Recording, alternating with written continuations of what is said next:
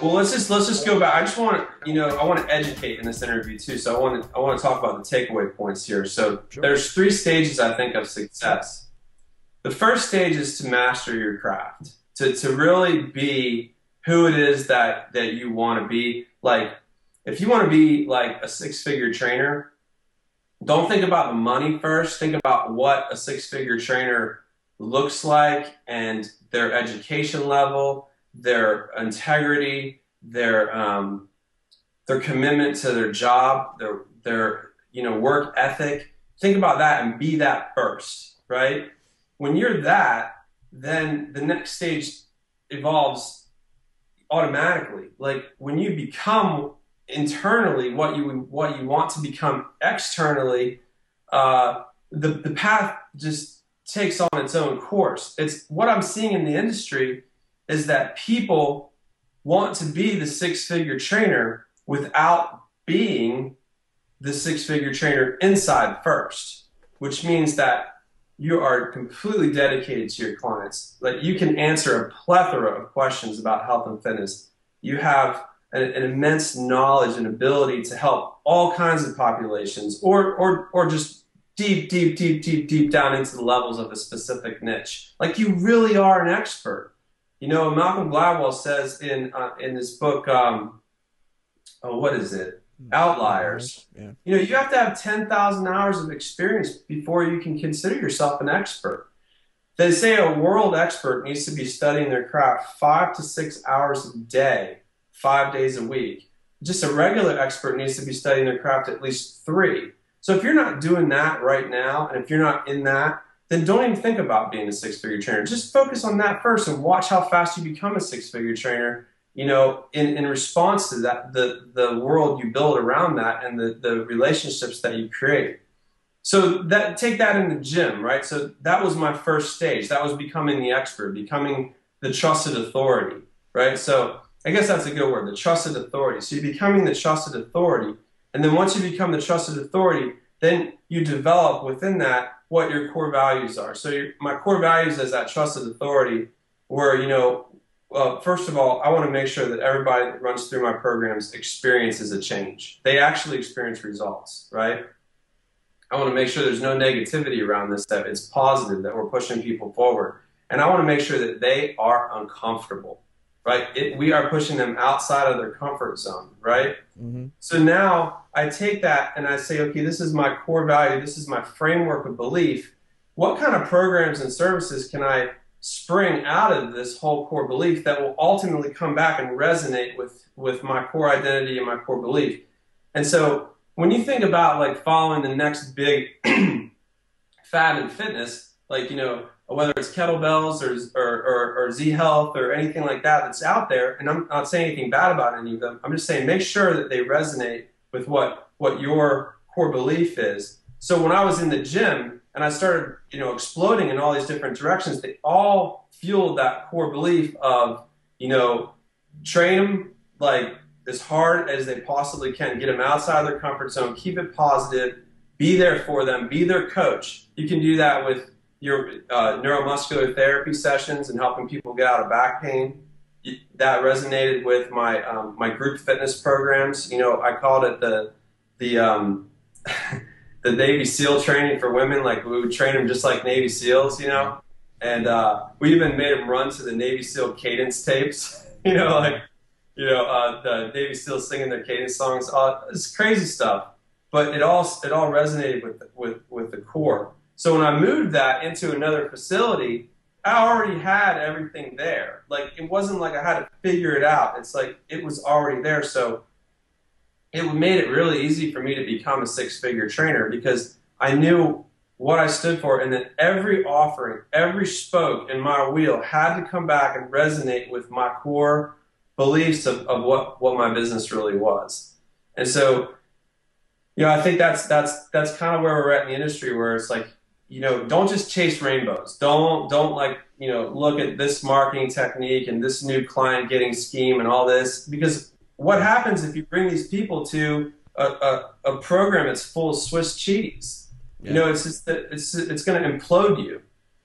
And so moving forward, so I'm on the blue mat and I'm just going like, all right, what do I want? What do I want? What do I want? And I just kind of pictured this facility in my head, which is now Synergy Fitness.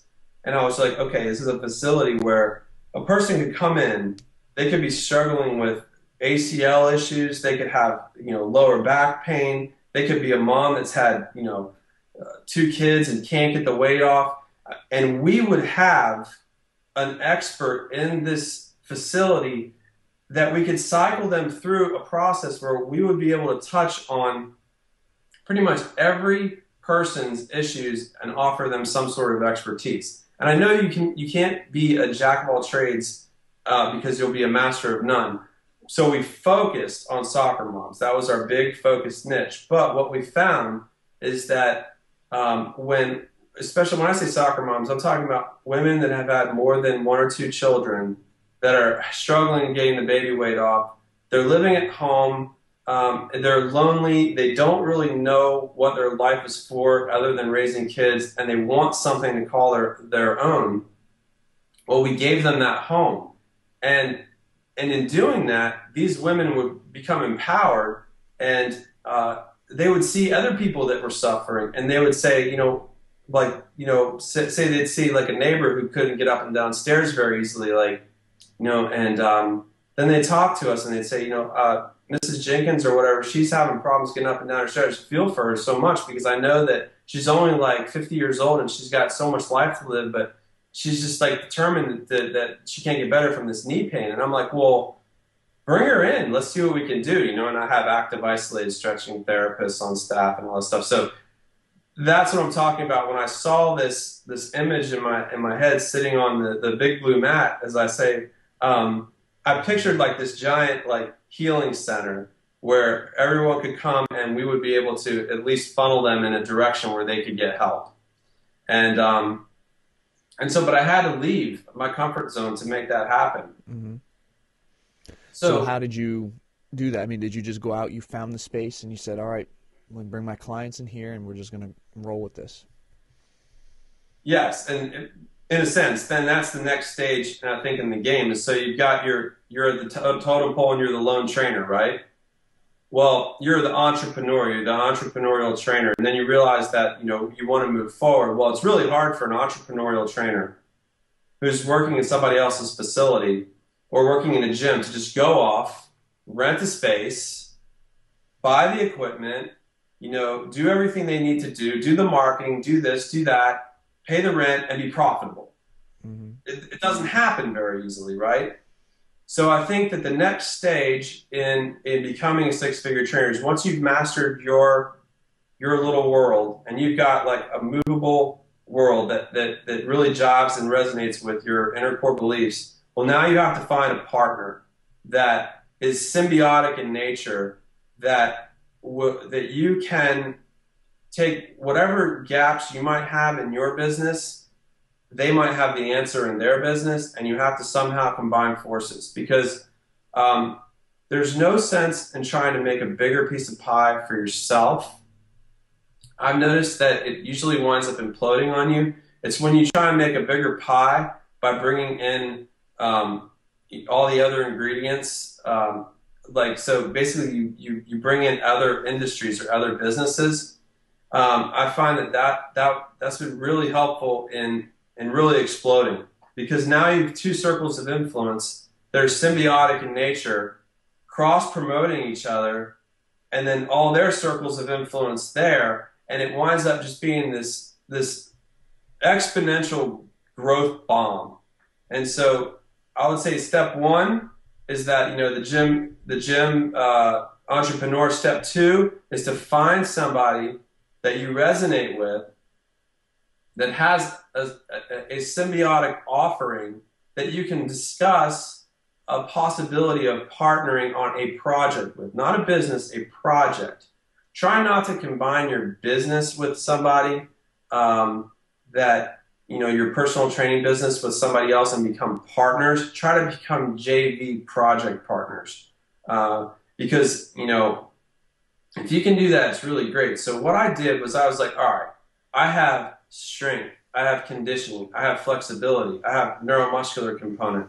I've got all these skills. What don't I have that is needed in the industry? Well, there's two things. There's a cardiovascular component and there's a nutrition component.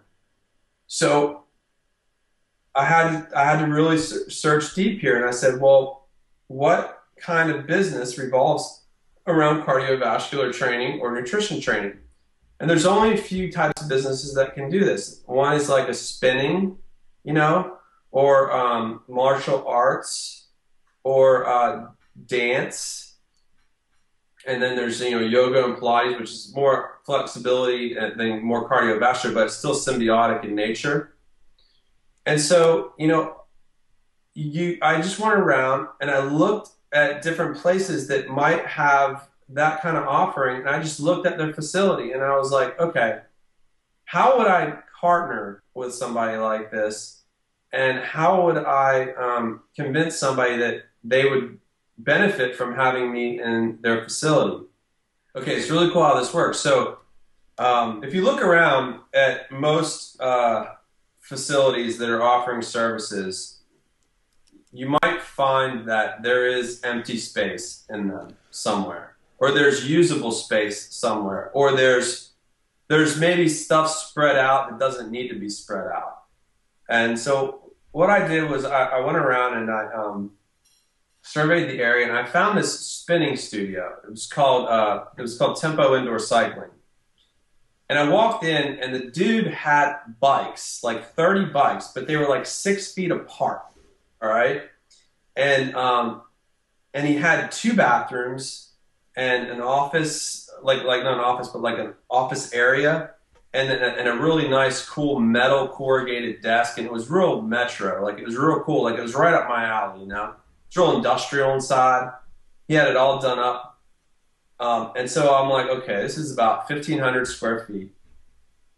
And his rent's probably around $3,000, probably 3,500 a month. He's got 21 bikes in here. He has got to be working really hard to pay the rent in here. He's probably just getting by. So, you know, I just started asking him about his business, and, you know, and I was like, you know, this is what I do, and this is what you do. And I kind of have a vision here. Like, what if we took these bikes and we moved them a little closer together, and we moved them forward a little more, and we opened up this back area that you had for changing, get ready for your spin bikes, and put down like these rubber flooring mats and brought in some equipment. What if we had a personal training / spin studio, and we were the only place in Charleston, South Carolina, where you could go work out and then get on a spin bike, or get on a spin bike and work out in the same day. And it might sound weird, but the concept literally exploded. I mean, and he did metabolic profile assessments and nutrition counseling too. So that, I mean, it was so perfect. So right. You find a JV partner that can cut your overhead in half. Because when you're growing a business, you want to keep your overhead as low as possible. Right. That's now, I'm just curious though, did you bring that guy into your facility, or did you do this separate at his place? No, I didn't have a facility. Okay. This was like I'm standing on the big blue. Yeah. Right. So I started walking around saying, like, how do I get out of this? You know, I'm praying, and I'm like, show me a sign. And so, you know, I walk in and I'm like, oh my gosh, I just have this vision, you know, and like within 3 months of that conversation, we had the first Synergy Fitness / Tempo Indoor Cycling facility fully erected. We had, let's see, I had all my clients except for maybe 2 came with me. And they didn't like the size of the facility. They thought it was a little small. Mm-hmm. But one thing I learned is that it's not the size of the facility. It's the quality of the training, because confined space training is actually more effective than open space training, because there's less time between moving from different exercises. There's more focus. It's more goal driven. Like, okay, we're going to get this done right here. You know, you're going to do this, then you're going to do this, you're going to do this, all right here.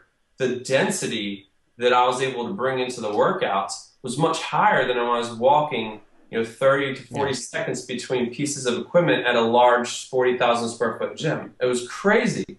So this guy, his rent was like probably about 3 grand. And, I had like 60 clients or more. And we moved in. And the first thing I did is I was like, look, this can't be about me. Okay. When you joint venture with someone, the first thing you want to do is make it about them. Right. Never make it about yourself. Okay. Put yourself out of business. Try to put yourself out of business when you joint venture with someone by building the other person up. And trust me, you won't go out of business. You'll actually really explode. So we got in there and I immediately started pumping his classes. I was just like, guys, look, we've been training together for so long. Like, this is the missing link. Like, if you get on the bikes and you do his heart rate interval training programs, and he wasn't spinning, he was indoor cycling. So he used precision heart rate training with heart rate monitors and highs and lows and interval training and power days and speed days. It was awesome. He was a triathlon coach, a US triathlon coach. And so, I'm like, you do this. I promise you, you will have the most ridiculous body you've ever dreamed of. And it's exactly what happened. When they combined my training, my metabolic, multiplanar, multi-joint proprioceptive training with his sagittal plane restricted motion killer heart rate training programs, like the fact that we had the multiplanar mixed with the sagittal plane stuff was ridiculous because sagittal plane restricted motion can cause a lot of problems. Yep. Multiplanar, multi-joint, can get repetitive and boring. So having those two were really, really amazing. So everyone's bodies just started transforming, right? So now they're all getting on the bikes and they're all buying memberships, and his membership starts skyrocketing. Well, now they all want to know what their precision heart rate is, right? So they all start doing VO2 tests, and his VO2 tests are $200 a pop, and he has his own machine already paid for. So every time I send one of my customers to him, he's making $200. This guy put away more money in the first month that I was there, from me putting business in his pocket than he would have been in the following year to come if he had done it by himself. So the joint venture was very successful right off the bat. He immediately reciprocated while he was doing his nutrition consults with all his bikers and all his triathletes, saying, look, you cannot train for a triathlon. You cannot swim, bike, and run in a sagittal plane motion without having some sort of lateral component and proprioceptive component and not expect a hip replacement when you're 50. And he's like, if you don't get with these guys at least once a week, I really don't think that it's something you should do. And we blew up, he blew up, and we blew up. And so that, I think, is the second phase in a successful personal training business, is find the joint venture relationship. Interesting. That's very cool. There's a lot of really interesting things that happen there. This is a very cool conversation because it hasn't gone the typical way. Okay, I've done this for marketing. I've done this, all those flashy things like you're talking about. It's all about building the personal relationships. It's all about knowing who you are at your core. And it's all about really trying to help everybody, which is, I guess, the key goal in everything that we do. So I guess from that point, now that you've got that business blown up, you know who you are, you've got some successful partnerships going on, what was the next step? Where did you go from there? Well, let me back you up real quick on that statement. Yep. Do you realize that in all this time that's elapsed from my career, from starting till this joint venture partnership, I did not do one single advertising campaign. That's what I figured. I figured you were going to end up getting to that, and I was very curious. So not one single advertising campaign, and not one magazine ad, nothing, and we were still blowing up. So I really want to, not to knock fitness marketing because there is a need for it, but you have a really strong ability to market by providing a killer service and by creating a tribe. And I think that that what we did from the time I was in the gym till the time I moved to the personal training studio to the time I moved to the JV relationship with the Tempo Indoor Cycling is I kept building my tribe. And it's not about marketing. It's about tribe building. Even Dan Kennedy will say it's about building your herd. You know, tribe, herd, what's the difference, right? Malcolm Gladwell says tribe, Dan Kennedy says herd, but it's Yeah. about building a tribe and a community. That is what you need to focus on first, marketing second. Marketing is just to let people know your tribe exists. It's not to create your tribe. So next, Interesting. uh, let's see, where were we? Yeah, the next step. So you got this all working. Where'd you go from there? Okay, so we got this all working, and this is a really funny story actually. Um, not a great story, but it's a lesson learned. Okay, Okay. now when you JV with someone, remember the devil is in the details. If you don't have really strong contracts and really strong agreements, there are going to be things that are open to interpretation, and there are going to be perceived or possible loopholes for you to be taken advantage of, or for you to take advantage of somebody else. Like it's really important that there's a high degree of expectation and knowledge going into an agreement with another person. You really need to ask yourself at least 50 questions of what could happen. And the other person needs to do the same thing. And you really have to have solid answers to all those questions before you go into this. Okay, so what happened next was we started to outgrow the cycling business. As you know, personal training has a much higher margin than cycling because they're just paying a monthly fee. Each person's only going to bring in a total of $65 a month, you know, whereas a personal training client brings in $420 a month. A metabolic assessment can only be done once every 6 months. So, you know, if you broke that down into months, Right. it's only a few dollars a month. Right. So the margins in cycling are much lower than the margins in personal training. And so at this time now, I forgot to mention that it wasn't just me at this time. So as soon as I started my JV relationship, I started looking for trainers. And I will say this, if you are trying to duplicate yourself as a personal trainer, you do hire from within. Find your client that's their biggest fan that might not have a lot to do, you know, might not have a lot of time on their hands. A lot of stay-at-home moms don't have a lot of that have a lot of time on their hands outside of, you know, the kids. But a lot of them would love to put the kids in some sort of childcare, some sort of programs that and have their life, you know, handed back to them a little bit. So what I did was I hired within, and I actually created an amazing force of trainers out of my clients. So before this whole thing went into the next phase, we had 4 trainers in a 900 square foot facility. Well, 900 square feet was my section. Well, actually, it was less than that. It was like 750 square feet was my section.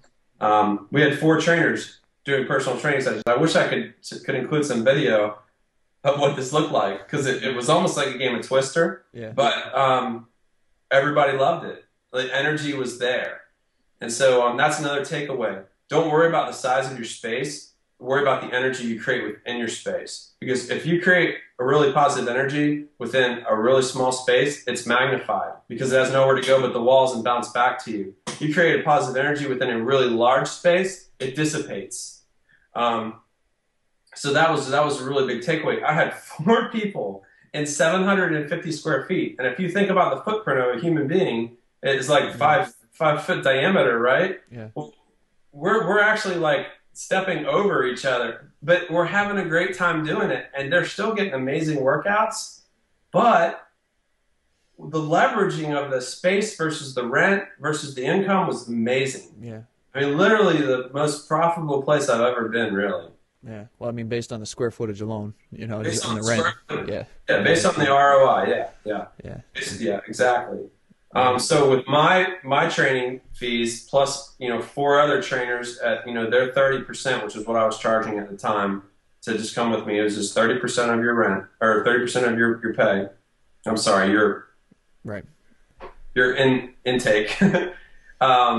You know, I wound up with like my average daily hourly rate was like 150 bucks an hour, 8 hours a day. You know, Hmm. is what I was walking out of there with. So I was basically getting paid the same as a doctor. You That's know, awesome.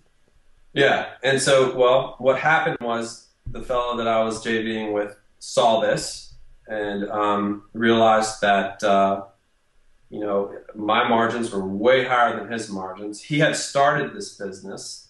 This had been his baby, and now this second business had come in and was really, you know, kind of making his business. Yeah. It really was helping his business, but he He didn't didn't look see at it it that that way. way. He Hmm. saw it as it was smothering his business, I guess. But really, that wasn't the case. We were actually still cross promoting each other really well. We had great, sales presentations where we put, specials on the books for everybody.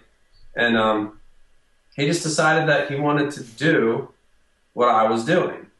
So my brother got married, and he got married in Big Sur, California. So I went Hmm. out to Big Sur for a week and had the time of my life. But the day before my brother got married, I got an email from my partner, my JV partner back home, saying, "Hey, listen, this isn't working anymore. I want you out." And I was on a sublease. It's really hard to argue a sublease. You're going to spend more in attorney fees than Yeah, I know about anything that. else. So there's another takeaway. If you are on a sublease, make sure the person you're on a sublease is a very reputable, stand-up person that's a person of their word, and make sure that you do have that sublease signed by an attorney. It will help a lot more. We just did it between ourselves. Right. Okay. So moving forward with that, he sends me this email saying, I want you out. I'm going to give you till it was like 5 days or something to find a new place and get out. By the time I got back, I actually closed the email and I said, "Listen, this is my brother's wedding. I'm not going to let this ruin my brother's wedding. It's the only wedding he's going to have, and I know that somehow God's going to take care of me and all this, and it's going to all work out. And actually, what goes around comes around, and this guy's going to get what he deserves."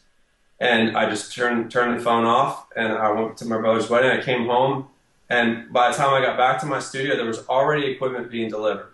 There were kettlebells. There was a new machine, and they were they were off in the corners. Like we didn't have enough space already. Like Hmm. space issues, and he's cramming the stuff in there. Like he was trying to push me out, and then start his up, and his he had solicited all my trainers while I was away. Yeah, I figured. He solicited Heather, he solicited Douchosaurus. Mike, and he solicited Holly. They're still with me. Well, Mike actually left, and he's doing his own thing now. But he's Hmm. doing great. But Heather and Holly are still with me, and he offered them a better rate for the first 6 months or something like that. And they just looked at him and they were like, "You are like swine." Like they could not believe that all the effort I had put into helping, him and I get bigger. They were just like, "You really think you're gonna be able to pull this off?" So he went all out, bought all this equipment, got cell phones for all his trainers, right? That he was doing interviews for trainers while we were still packing up our stuff.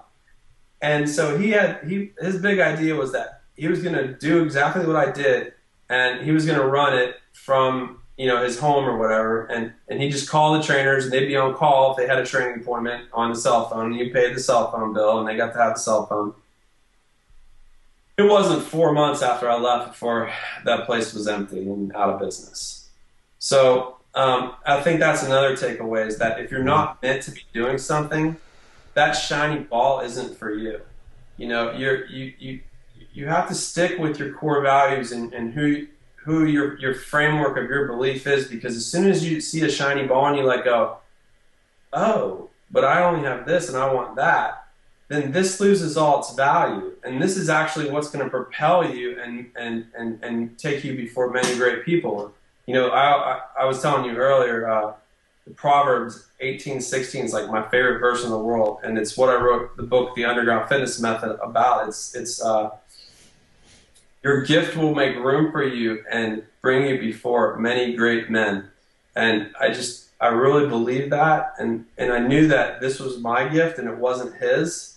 My gift was the functional integrated strength and conditioning and tribe building and all that. It wasn't his. So as soon as I left, that gift left with me. And what was left was nothing. And when he tried to reproduce that, it wasn't his gift. And he was Right. out of business completely in 4 months. It comes back to, like you said, know who you are, your core values, and Exactly. extension, all of that. So, all right. So in 4 months, this guy's business pretty much fell apart. Um, you had moved on. So where did you move on to, and where did you go from there? Well, it's so crazy because like I said before, like your gift will make room for you. Man, I didn't even try to make this happen. But one of my clients or one of my trainers, she was a part-time trainer, real slow part-time trainer. Maybe did a few sessions a day.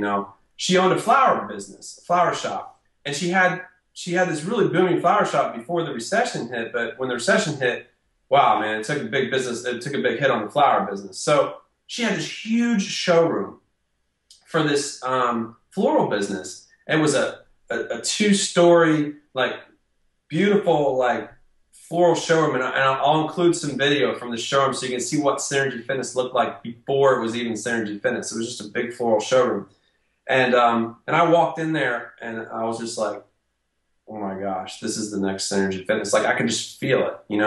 And I talked to her. I said, look, what do you need the showroom for? You're not selling anything here. It's costing you probably at least $3,000 a month. Like, why don't you let me take this off your hands for you for 2 years? You do your flowers in the back because she had a back wall.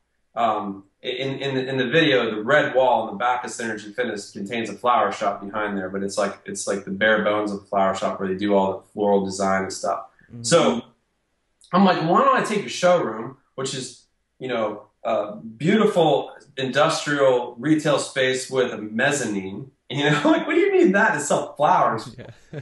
you know? And I'm like, I'm going to turn that into the most kick butt boutique training studio that this town's ever seen.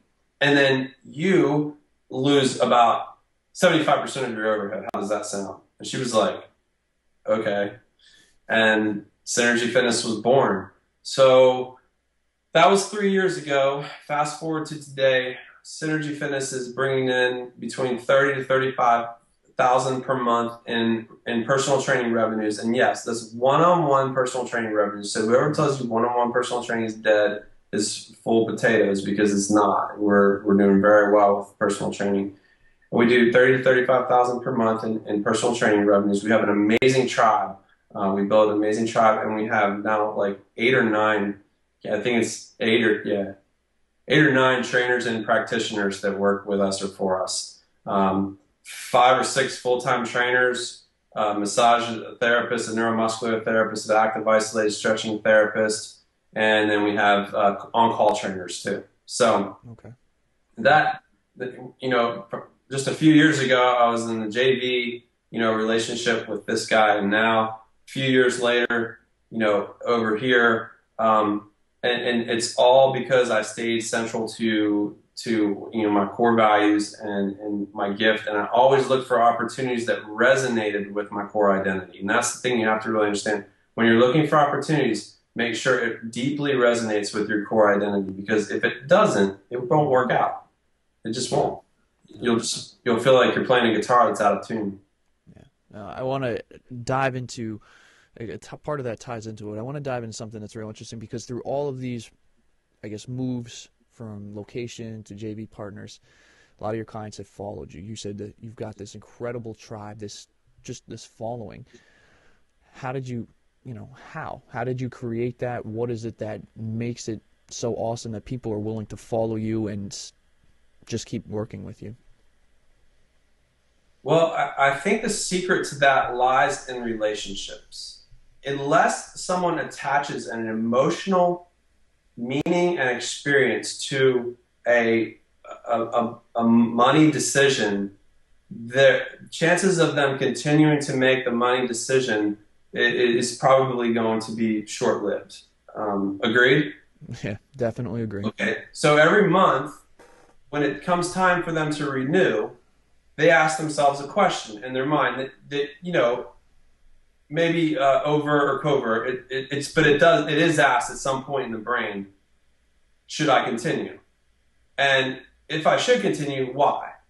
And I think you have to understand the why. Why should your clients continue?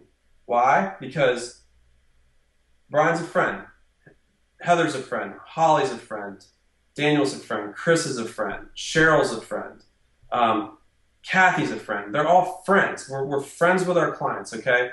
Do they care deeply about me? Yes, they care. You can text me. You can text me whenever you want if you're one of my clients. You can ask me a question if you need to because I value you because I have a fiduciary responsibility to you as a friend to be there for you. Now, I'm not going to get back to you within 5 seconds right away, but I will get back to you. Another thing is, do I feel like I have a place to embed myself? Is there a community or an experience surrounding this that is positive and has a pain of disconnect? Meaning, if I left, would I feel a loss? And if you're not creating this environment within your business, you're not going to be able to take your tribe from place to place to place because your tribe will not attach an emotional why to reasons for following you. So Right. if you are losing clients and if you are unable, if you leave and the client stays and trains with the next trainer, then you have failed to establish Right. that relationship. And I think that's really important. That's why we don't have turnover. Our trainers have been with us for years. I train a guy right now, today, 3 times a week. And yes, I still train in my facilities because I love what I do. It's not that I love, I hate counting reps and I hate watching people do exercise. What I love is watching people achieve a goal. And Hmm. but I have a guy training 3 days a week. He's been with me for 9 years. I mean, 9 years. That guy's taking a huge investment in me. That's like That's a he's long time. invested $45,000 in me just for his fitness. Right. So, when you're building a tribe, you make sure that you ask yourself the question, why would my tribe follow me to the ends of the earth? If you have an answer to that question that's solid and repeatable, then you'll have no problem being a six-figure trainer, if that's your goal. Awesome. Well, what I'm going to do is we're going to wrap up. I'm going to ask you a couple other questions, but what I'm going to do is I'm going to break this into another part because there's a whole other side that you do, that the whole online side of things that's been working really well for you. So what we'll do is we'll wrap this up in a second, and then we'll do that in a separate part. But I guess the Sure. last couple questions that I have for you, I guess, in this is, who's with all this, who's been like the biggest inspiration for you in this, and who have you learned from? Okay, that's pretty easy. Right off the bat, Paul Chek was a big inspiration for me. I mean, as soon as I started in training, I saw Paul Chek's stuff. I saw that tornado ball, and I had to have it. Hmm. And after the tornado ball, I had to have the fitter. And after the fitter, I had to have all stability ball stuff. Because Paul Chek, he lives in Encinitas, California. He worked with the Navy SEALs. Like, he's just a cool dude. Anybody that can stand on a Swiss ball with a barbell on your back and do squats and still look cool, like doing it, like they understand exercise physiology a little better than the strength coach at a mid-tier college. So why am I following strength coaches and people like that when there's a guy like that out there that's just phenomenally mastered his body? So I would say Paul Chek was probably exercise-wise one of my biggest things. Another guy was a soldier who was killed in action. His name is Scott Howson. He is a Navy SEAL, and he started these training tapes called EFS, Elite Fitness Systems. Hmm. He didn't do too well with them, so he was forced to go back into combat and as a contractor for Blackwater. And if you've ever seen it, and I get goosebumps when I think about it, if you've ever seen the picture of the two soldiers hanging from the bridge in Fallujah, well, Yeah. Scott was one of them. Jeez. And so he was Wow. killed and massively massacred, and so I built my boot camps using his VHS tapes that I ordered. So like one month in the underground, I devoted the entire underground fitness formula to him because he's been a huge inspiration in my life. So if you ever want to check out some really cool stuff that'll just get you revved up for some cool Navy SEAL fitness training, CJ Karaki, I think his name is, and Scott Howson are just awesome places to start for body weight exercises that are fun and easy to implement into your boot camps. Can you spell CJ's last name in case people are trying to look it Uh, up? you know what? I'll send you Okay. his name because I don't even know if I spelled it right. But if you Okay. go to NavySeals.com, Mm-hmm. they have all that stuff on there. Cool. Okay. Navy, NavySeals.com in their online store, Okay. and so those are my two biggest heroes as far as exercise goes. As far as business goes, I cannot thank Ryan Lee enough. Mm-hmm. Ryan Lee was a huge mentor for me. He got me thinking outside the box with how to generate extra revenue streams using my passions.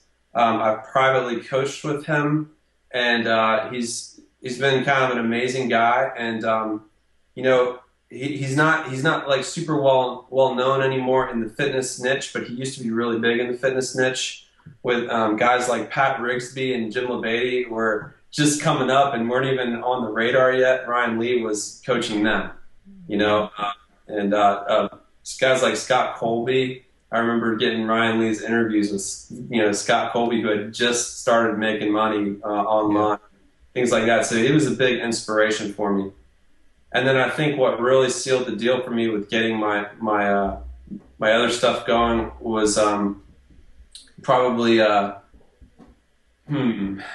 would be a really big influence in my life. It's probably Dan Kennedy had a pretty strong effect on me with just his monthly CD. Okay. His I don't open it as much anymore just because I got a lot of stuff going on, but I still am subscribed to it. It's just his Yeah. monthly market letter, gold CD, Mm-hmm. and so yeah, what's so funny is that like I don't really have business mentors. I have passion mentors. I think that people get more influence out of someone that moves them emotionally than someone that gives them an equation for Yeah. something. Because the equation, unless you have a passion behind it, you'll never do it. So you gotta have that person behind you that you just like you're like, wow, man, that I want to be like I wanted to be like Paul Check. I wanted to be the guy that stood on the stability ball. And that's how I attracted a lot of my clients. I forgot to mention that is that another way I attracted a lot of clients when I was in the facility was by creating a sideshow. I would stand on the stability ball and work out. And people were up on the treadmill going, what the hell is that freak standing on the stability ball? How the hell is he doing? And like I'd go to the bathroom and I'd be sitting there at the sink washing my hands and the guy next to me like, you're that crazy guy that stands on the stability ball. Like, yeah, teach you how to do it if you want. Oh, no, not me. I'm like, seriously, I can teach you how to do it if you want to learn. And then, like, well, I would like to get in shape. I mean, maybe one day be able to stand on one of those things. The next thing I know, they're training with me. Mm-hmm. So, big takeaway: create a sideshow wherever you go, because sideshows Yeah, that's true. are marketing. Mm-hmm. Like train in front of your facility where the cars are driving by. Don't train inside your facility. Like people want to be seen, especially if they're attractive and they've seen results. They want everyone to see them. So like, you got an attractive client, parade them in front of everybody, doing all kinds of really cool, weird stuff, because that's only going to make the person that might be watching them jealous. And when they're jealous, they go, I want that. And then when they say, I want that, they say, how do I get that? They say, how do I get that? And they talk to you, stuff like that. It's like, it's all about tribe building by creating awesome stuff and cool sideshows. Awesome. Very, very cool, Brian. Well, so much awesome information. Like I said, we're going to do another series with this. We're going to dive into the online side of things. But for right now, you got so many cool things going on. Where can people go to find some more information about you? Oh yeah, just go to briandevlin.com or ptexplosion.com. Mm-hmm. It's a website I set up for personal trainers who it's threefold. It's like a trifecta. I have some great fitness marketing information on there. I have some great business building information on there, but mainly I have some really crazy outside the box exercises that about 80 videos that you can incorporate into your personal training sessions today to get a good client satisfaction report card tomorrow. Um, that, if you notice on my site, I don't even advertise my underground fitness formula, Mm-hmm. but we still have members in 48 states and 26 countries, which we'll get into in another video. Right. But it's because this exercise programming is so powerful that it will literally give you that sideshow you need to blow up. And when I say PT explosion, literally, if you start training like that in front of crowds, Mm-hmm. uh, and of course you're incorporating sound strength and conditioning principles while accenting with those exercises, you will explode because that you will create that sideshow that everyone's looking for, and it's really worth checking out. I've got 10,000 trainers on the list, so join us. It's awesome, man. Some really, really cool stuff. You're doing amazing things all over the place, and I appreciate your time, and definitely we'll get the other video in soon. Thank you so much, Eric. Appreciate it, man.